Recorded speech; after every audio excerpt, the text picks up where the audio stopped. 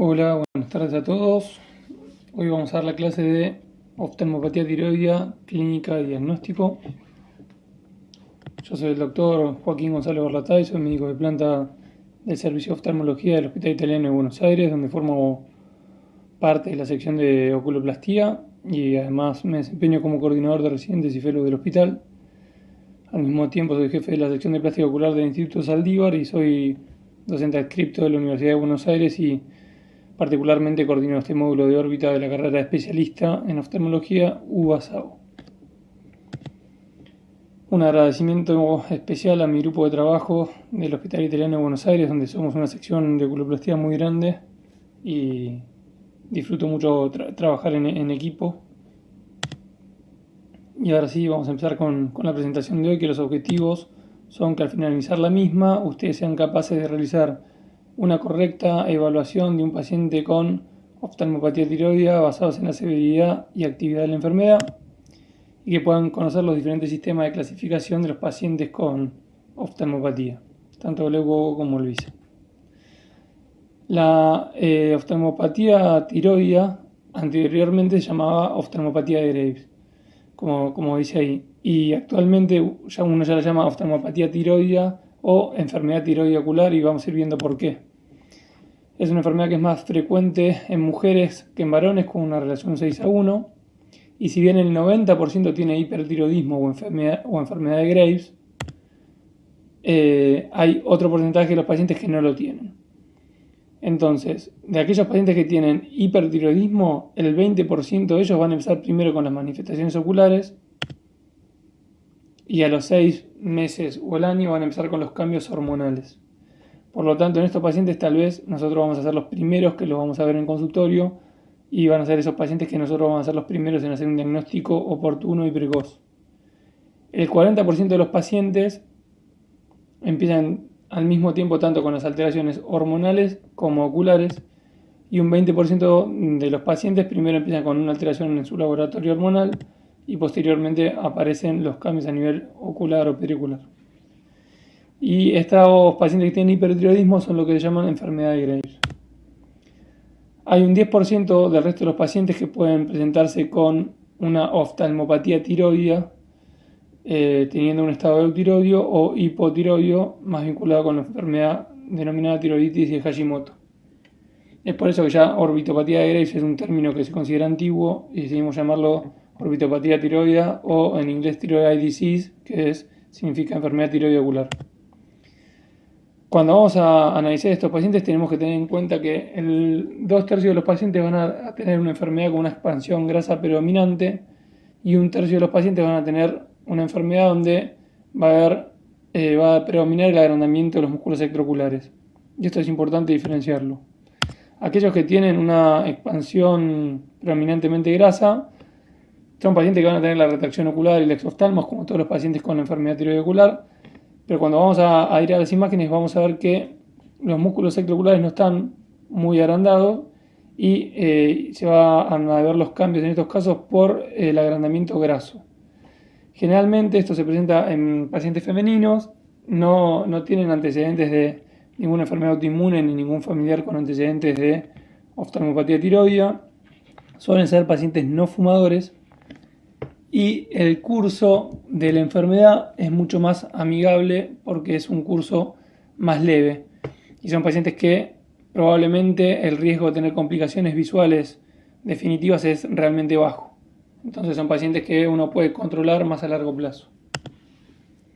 A diferencia, 1/3 de los pacientes van a tener una enfermedad predominantemente muscular y estos pacientes van a tener en la imagen un agrandamiento de los músculos extraoculares muy marcado sin tanto agrandamiento graso. ¿En qué pacientes se da este tipo de afección? En pacientes predominantemente masculinos, en pacientes con antecedentes de cigarrillo que tienen un hábito tabáquico muy marcado, aquellos que tienen un familiar directo con antecedentes de enfermedad tiroidea ocular. Y estos pacientes son los que tenemos que estar más alertas y controlarlos más seguidos porque la afección muscular puede provocar una neuropatía óptica compresiva o un exoftalmo severo que provoque una luxación ocular o una proptosis muy marcada con riesgo de exposición corneal y perforación. Entonces estos pacientes pueden desarrollar complicaciones severas de la enfermedad y pueden tener una pérdida visual vinculable a la evolución natural de su enfermedad. Entonces hay que controlarlos mucho más seguido y los tratamientos tienen que ser obviamente muy oportunos. Los factores de riesgo que tienen los pacientes con enfermedad tiroide ocular de tener enfermedades más severas y complicaciones son estos 5. Son aquellos pacientes que fuman, aquellos pacientes que tienen enfermedad tiroide ocular con niveles muy elevados de TRAU, que son los anticuerpos antirreceptor, aquellos pacientes que tienen un mal control hormonal con un hiper o hipotiroidismo que no pueden estar en una buena regulación con tratamiento médico y nunca llegan a un estado de eutiroidio. Aquellos pacientes que reciben tratamiento con iodo radioactivo es un factor de riesgo, y aquellos que tienen también niveles elevados de colesterol. Hay algunos estudios retrospectivos que demostraron que el uso de la estatina en pacientes que tienen colesterol elevado es un factor de protección y se asocia a menor severidad de la enfermedad. Por eso también es importante tener un control metabólico general y abordar a estos pacientes en conjunto con un endocrinólogo para que puedan controlarle bien sus estados metabólicos y así llegar a mejores resultados a nivel ocular. En cuanto a los factores de riesgo, hay que aclarar determinadas cuestiones vinculadas al tabaco. Es que los pacientes que son tabaquistas, que fuman cigarrillos durante la enfermedad, tienen mayor riesgo de desarrollar la orbitopatía si es que empiezan con una alteración tiroidea y todavía no tienen orbitopatía.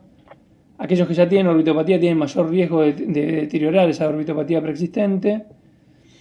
Y también el tabaquismo se asocia a una disminución de la eficacia del tratamiento con cualquier tipo de terapia inmunomoduladora, sean corticoides o no corticoides, anticuerpos monoclonales o otras terapias alternativas, y también tiene mayor riesgo de tener un progreso de la enfermedad posterior al tratamiento con iodo radioactivo. Por lo tanto, a cada paciente que llega al consultorio con enfermedad tiroide ocular hay que indicarle que tiene que dejar de fumar, y esto es algo que nos tenemos que poner muy insistentes en cada consulta, de estimularlos a abandonar el hábito tabáquico. En cuanto al iodo radioactivo, lo que tenemos que saber es que después de aplicar el iodo radioactivo, el 15% de los pacientes pueden presentar una enfermedad ocular nueva, o sea, aquellos pacientes que no tienen orbitopatía la pueden desarrollar, y también pueden provocar un empeoramiento de una enfermedad previa. ¿Cómo podemos evitar estas complicaciones o este riesgo? Es tratando de evitar un hipotiroidismo marcado, y eso lo hace el endocrinólogo con el tratamiento metabólico. Y muchas veces se aconseja hacer un tratamiento con corticoides de 1 a 3 meses conjuntamente a la aplicación del iodo radioactivo, que se aconsejan entre 0,3 a 0,5 miligramos kilo día para estos pacientes de prednisolona bioral como tratamiento profiláctico para evitar estos riesgos. Obviamente que es aconsejable a aquel paciente que tiene una orbitopatía tiroidea moderada o severa desaconsejar este tipo de tratamiento, y es preferible ir a una tiroidectomía para conseguir un buen estado metabólico si es que la terapia bioral no funciona. Pero hay que desaconsejar el tratamiento con iodo radioactivo en pacientes con orbitopatía ya preexistente, ¿no? En cuanto a la historia natural de la enfermedad, está esta curva que se llama curva de Randle, que se basa en la severidad y el tiempo de la enfermedad, y lo que tenemos que saber es que la enfermedad tiroide ocular va a tener una fase aguda, que es la fase inicial, que puede ir de 6 meses a 2 años, que se puede prolongar mucho más en pacientes que son fumadores, en donde van a aparecer todos los cambios agudos de la enfermedad vinculables a la inflamación de la grasa y de los músculos extraoculares. Entonces es la etapa inflamatoria, fase aguda o inflamatoria se llama. Después va a haber una fase crónica, que va a estar seguida a esta fase aguda, donde van a quedar los cambios que provocó la enfermedad durante la etapa inflamatoria. Entonces va a quedar el exoftalmos, la retracción de los párpados, ¿sí?, la diplopía. Y esta fase crónica se la conoce también como una fase ya secuelar, donde ya no hay más inflamación de los tejidos, pero están todas las secuelas que produjo esa inflamación en la primera etapa. Entonces, en la etapa inflamatoria, lo que tienen que saber es que el tratamiento que se va a aplicar es un tratamiento inmunosupresor. En ese momento están contraindicadas las cirugías reparadoras. En todo caso puede haber alguna cirugía de urgencia, que ya lo vamos a ver en qué momento se puede llegar a indicar, pero se trata con tratamiento inmunosupresor. El gol estándar siguen siendo los corticoides a pesar del gran avance de las terapias con anticuerpos monoclonales. Y en la etapa secular es donde nosotros vamos a hacer los tratamientos quirúrgicos para restaurar la calidad de vida de los pacientes. ¿Cómo vamos a llegar al diagnóstico de la orbitopatía tiroidea o enfermedad tiroidea ocular? Bueno, nos vamos a basar en este trípode, en tres cosas a evaluar. Una son las características clínicas de los pacientes, otra es la alteración en el laboratorio tiroideo y otra son las alteraciones típicas en las imágenes, sea resonancia o tomografía computada de órbita. Con 2 de 3 ítems positivos ya llegamos al diagnóstico. ¿Qué quiere decir? Que podemos presentar un paciente que tenga las características clínicas típicas, un laboratorio normal, sea neutiroideo, pero las alteraciones de la imagen es típicas, y entonces estamos dentro de un paciente que tiene una enfermedad tiroidea ocular, a pesar de ser eutiroideo, porque tiene todos los síntomas clínicos o las expresiones clínicas de la enfermedad con las alteraciones típicas de la imagen. ¿Sí? Así que con 2 de 3 hacemos diagnóstico. Recordemos que el laboratorio va a depender de si los pacientes están hipo o hipotiroideos, los TRAb, que son los anticuerpos antirreceptor de TSH, que es el anticuerpo específico de la enfermedad, y puede haber otros anticuerpos como los ATPO, que son los anticuerpos antiperoxidasa, que si bien no son típicos de la enfermedad, nos hablan de una alteración autoinmune muy marcada. Y una cuestión también a tener en cuenta, que recuerden que los TRAb es un factor de riesgo, entonces tiene asociación con un TRAb muy elevado, se asocia a peor pronóstico de la enfermedad, mientras que los ATPO no. Entonces vamos a ver las características clínicas de la enfermedad y vamos a, para eso, analizar unos key points. Es importante saber que la retracción palpebral es la manifestación clínica más frecuente de los pacientes con orbitopatía tiroidea o enfermedad tiroidea ocular. Y también tenemos que saber que la enfermedad tiroidea ocular es la causa más frecuente de retracción palpebral. Esa retracción típica, nos vamos a dar cuenta que el paciente tiene una retracción palpebral. ¿Por qué? Porque va a tener este scleral show superior. ¿Sí? Recuerden que normalmente los párpados tienen que, el párpado superior se apoya sobre 1 milímetro por debajo del limbo, ¿sí? sin permitir esta visualización escleral superior, tanto el superior como el inferior. ¿Sí? El inferior siempre está a nivel del limbo esclerocorneal. Entonces, cuando vemos un scleral show superior o inferior, estamos hablando de retracciones superiores o inferiores de los párpados. También tenemos que saber que la enfermedad tiroidea ocular es la causa más frecuente de proptosis, sea uni o binocular. ¿Sí? Siempre cuando tenemos un paciente con una proptosis, la principal sospecha de diagnóstico que tenemos que tener primero, inicial, tanto en niños como en adultos, tanto uni o binoculares, es la enfermedad tiroidea ocular. Y también tenemos que saber que la enfermedad tiroidea ocular puede ser marcadamente asimétrica. Entonces puede ser que el paciente tenga congestión, proptosis de un solo ojo y el otro está normal, ¿sí? Y eso puede no modificarse a lo largo de toda la evolución natural de su enfermedad, o el otro ojo puede empezar a desarrollar una orbitopatía. ¿Sí? Entonces no necesariamente tiene que ser binocular y simétrica. Y también es muy importante dentro de la fase clínica de la enfermedad es reconocer las manifestaciones clínicas de las situaciones que ponen en riesgo la visión para poder actuar oportunamente y conservar la visión de nuestros pacientes. Hay 2 sistemas de clasificación clínicos de la enfermedad. Uno es el VISA, que es un sistema norteamericano, y otro es el grupo de Legovo, que es el European Study Group. Los dos evalúan las mismas manifestaciones clínicas, pero de diferente modo, entonces vamos a verlo y explicarlo. La clasificación VISA se basa en estas siglas: V de Vision o Thyroid Optic Neuropathy, I de Inflammation and Congestion, S de Strabismus and Motility Restriction y A de Appearance and Exposure. Entonces, definen que hay actividad de la enfermedad cuando hay un empeoramiento en los síntomas y signos de cualquiera de estos 4 parámetros. ¿Sí? Entonces, evalúan estos 4 parámetros, ahora vamos a verlo con un poquito más de detalle, y si alguno está peor, hay actividad de la enfermedad y requiere tratamiento antiinflamatorio.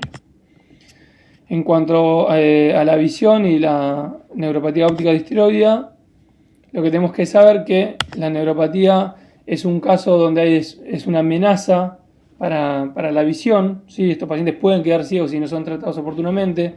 Por suerte es raro, porque es el 5 o 7% de todos los casos, y son pacientes que van a presentar una alteración en la visión de los colores, fundamentalmente van a empezar desaturando el color rojo. Entonces, si no tenemos un test de colores específico haciendo ver un color rojo, si la neuropatía óptica es unilateral, se puede ver que hay una desaturación. Van a presentar cambios en su campo visual, que pueden ser secos centrales iniciales y pueden ser totales o más difusos en estadios más avanzados. Pueden tener un defecto pupilar aferente relativo cuando son unilaterales en 60% de los casos. Y si bien la mayoría de los pacientes no se presenta con un edema de papila anterior, porque la compresión es más posterior, un 40% lo pueden llegar a presentar. ¿Sí? En cuanto a la inflamación y la congestión, lo que analiza el VISA básicamente es lo mismo que van a analizar el EUGO, también después lo vamos a ver, que es, van a analizar el edema de párpado, o sea, la presencia de líquido en el párpado, el eritema de los párpados, que es ese enrojecimiento de los párpados típico de los pacientes con Graves. Fíjense que este paciente, como tiene edema en el párpado inferior y además tiene eritema, la congestión conjuntival, la presencia de equimosis, la congestión en carúncula y pie semilunar, y también van a evaluar la presencia de dolor espontáneo o dolor a la motilidad ocular. En cuanto a la apariencia y a la exposición, tenemos que saber que el 80% de los pacientes con oftalmopatía tiroidea van a tener una retracción en el párpado superior, siendo la expresión clínica más frecuente, y muchos pueden llegar a tener una proptosis leve, moderada o marcada, como es este caso.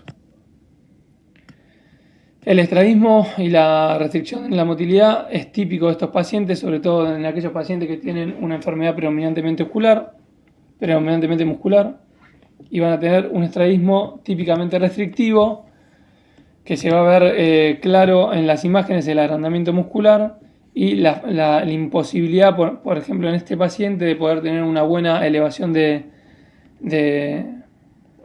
la mirada, digamos, del ojo hacia arriba por un estrabismo restrictivo. Generalmente el primer músculo a afectarse es el recto inferior y el posterior es el recto medio, siendo el último el recto lateral.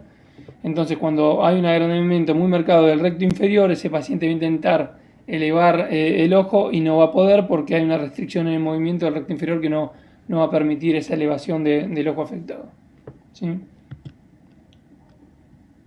En cuanto al otro sistema de clasificación que es el EUGO, que es un estudio europeo que analiza hace muchos años de forma multidisciplinariamente a estos pacientes, va a clasificar a los pacientes en dos ítems, según la severidad del cuadro y según la actividad clínica que tengan estos pacientes. Vamos a analizar cada uno en detalle. En cuanto a la severidad, se divide en una enfermedad leve, moderada, severa o pacientes que tienen amenaza para la visión. ¿Sí? Analizando un montón de ítems que ahora lo vamos a ver en detalle. Entonces vamos a clasificar a los pacientes en una enfermedad leve, en aquellos que tengan una retracción palpebral leve, menor a 2 milímetros, un exoftalmos leve, que es menor a 3 milímetros de diferencia entre un ojo u otro, o en mediciones previas a las actuales, con edemas en tejidos blandos muy leves, sin diplopía, sin una exposición corneal muy leve que puede o no provocar una mínima queratitis y sin signos de neuropatía óptica. Entonces, estos pacientes que tienen una enfermedad muy leve, con una retracción mínima, como es este caso de esta paciente, son pacientes que tienen un impacto insuficiente en la calidad de vida como para justificar un tratamiento inmunosupresor quirúrgico. Entonces, estos pacientes no los vamos a tratar con inmunosupresores, se le puede dar lágrimas o selenio, que es un antioxidante, que eso después lo van a ver como en los tratamientos de la oftalmopatía tiroidea, como para mejorar la calidad de vida, pero ningún otro tipo de tratamiento mayor. Aquellos pacientes que tienen una enfermedad moderada severa pero sin amenaza en la visión son aquellos pacientes que tienen una retracción palpebral mayor o igual a 2 milímetros, un exoftalmo entre un ojo y otro mayor a 3 milímetros, un edema en tejidos blandos muy marcado. Estos pacientes ya pueden presentar diplopía o una exposición corneal marcada, pero no tienen signos de neuropatía óptica compresiva. Y la exposición corneal que tienen es sin riesgo de perforación. Pueden tener queratitis crónica, pero sin riesgo de perforación. Entonces, en estos casos, la enfermedad produce un impacto suficientemente marcado en la calidad de vida diaria de los pacientes, y estos pacientes con una enfermedad moderada severa, si presentan actividad en la enfermedad, lo vamos a tratar con inmunosupresores si están en una fase activa, con actividad en la enfermedad, y si ya están en una fase crónico-secular, son aquellos pacientes que probablemente requieran tratamientos quirúrgicos tanto del exoftalmos, de su estrabismo o de las alteraciones palpebrales, retracciones, bolsas palpebrales y demás. Y los pacientes que son extremadamente severos porque tienen una amenaza en su visión inminente, de pérdida de visión inminente, son aquellos pacientes que tienen una neuropatía óptica compresiva, que son los que ya hablamos anteriormente, que van a presentar alteración de la visión de colores, alteración en el campo visual, quemosis muy marcada, ojo prácticamente congelado. Aquellos que tienen una exposición corneal con riesgo de perforación, que tienen una proptosis muy marcada, y también pueden llegar a tener una amenaza en la visión aquellos pacientes que tienen luxaciones oculares recurrentes. ¿Qué quiere decir? Que se les sale el ojo espontáneamente para afuera y lo tienen que ir colocando. Esas luxaciones recurrentes pueden ir provocando por estiramiento del nervio óptico también una neuropatía óptica traumática por la luxación. Entonces son tres las amenazas de la visión: neuropatía óptica compresiva o distroidea, exposición corneal con riesgo de perforación y luxación ocular recurrente. Y en cuanto a la otra, de esa manera clasificamos la severidad de la enfermedad. Pero también el EWOC clasifica la actividad de la enfermedad, que son signos de actividad inflamatoria que definen que el paciente está en la primera etapa o fase aguda de la enfermedad, que es la fase activa. Entonces, para eso se crea lo que se llama Clinical Activity Score, que se evalúan inicialmente 7 ítems, ¿sí? Que es el dolor retroocular espontáneo, el dolor en la motilidad hacia arriba o hacia abajo, la congestión palpebral, la congestión conjuntival, el edema de párpados, la inflamación de carúncula oblícula y la quemosis. Inicialmente se evalúan estos ítems. Si el paciente tiene 3 o más ítems positivos, definimos que tiene una actividad de la enfermedad, o sea, está en una etapa activa. Y son pacientes que con un CAS igual o mayor a 3 van a requerir un tratamiento inmunosupresor.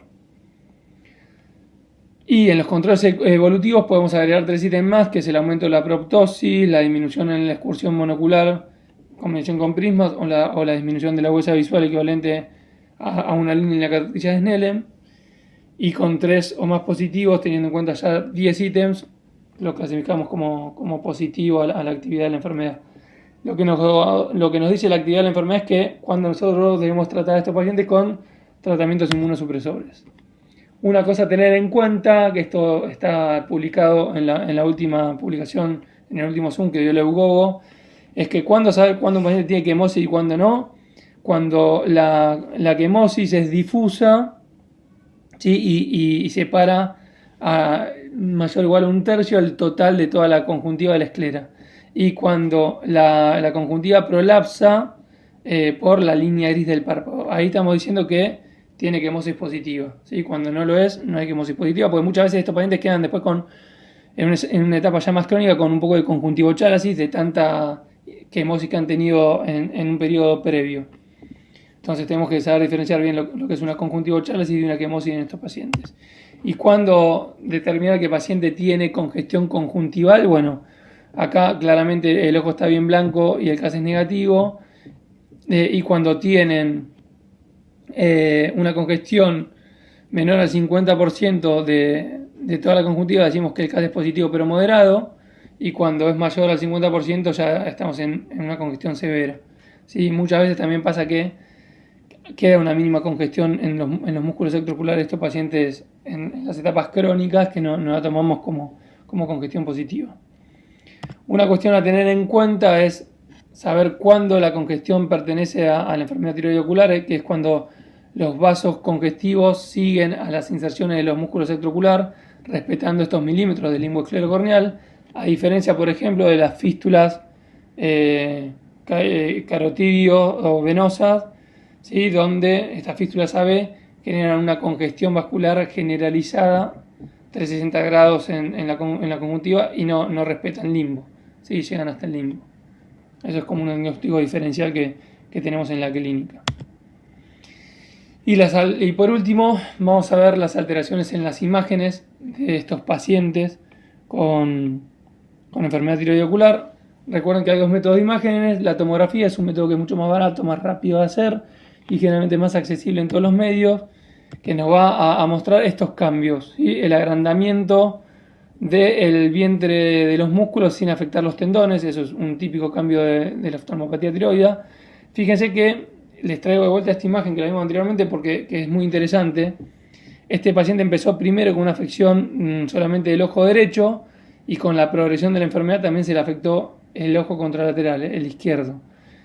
Y esto está muy bueno porque las tomografías con contraste nos muestran, en este caso, 2 estadios de la enfermedad. Fíjense que en la órbita derecha vamos a ver áreas de falta de llenos o áreas más hipodensas en el interior del vientre muscular, y eso significa que hay un depósito de ácido hialurónico en el vientre muscular y nos habla de una etapa ya más crónica de la enfermedad, mientras que, fíjense que al administrar contraste, los músculos extraoculares de la órbita contralateral se presentan con un aumento de la captación de contraste, por lo tanto lo vemos hiperdensos. Y eso nos habla de una fase activa de la enfermedad o una fase más aguda con inflamación activa.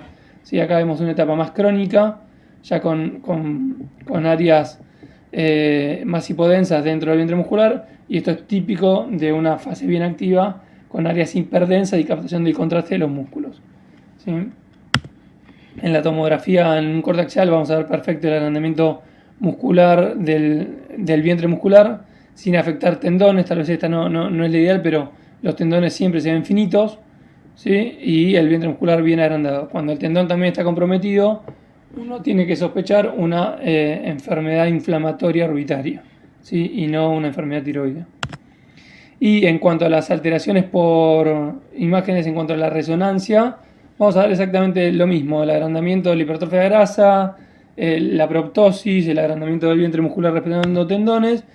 Pero hay algo que está muy bueno con las imágenes en la resonancia, es que hay una secuencia que se llama STIR, que el STIR en la resonancia nos permite evaluar la inflamación de los tejidos porque evalúa el edema que tienen los tejidos. Entonces, cuando hay una etapa aguda de la enfermedad, vamos a ver que los músculos extraoculares, acá se ve perfecto en los rectos inferiores y un poco en el recto medio, se encuentran más hiperintensos, ¿sí?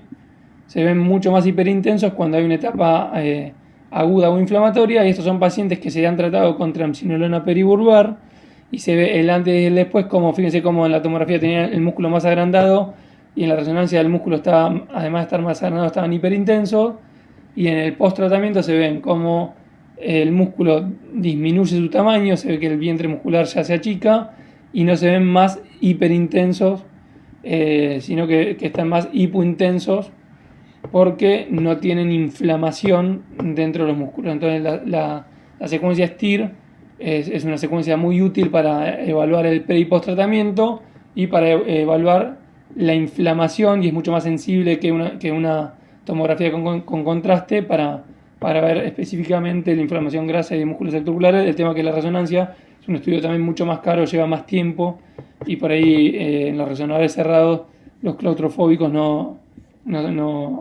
se llevan bien con el estudio. Y esto con el grupo del italiano ya venimos haciendo publicaciones en el 2008 y el año pasado con respecto al tratamiento de la triamcinolona en estos pacientes. Así que bueno, esta es la bibliografía utilizada para presentar la clase. Espero que les haya servido, que les sea útil y que a partir de ahora tengan más herramientas para poder evaluar profundamente y adecuadamente a los pacientes, y que puedan interpretar adecuadamente también las imágenes de tanto la tomografía como la resonancia.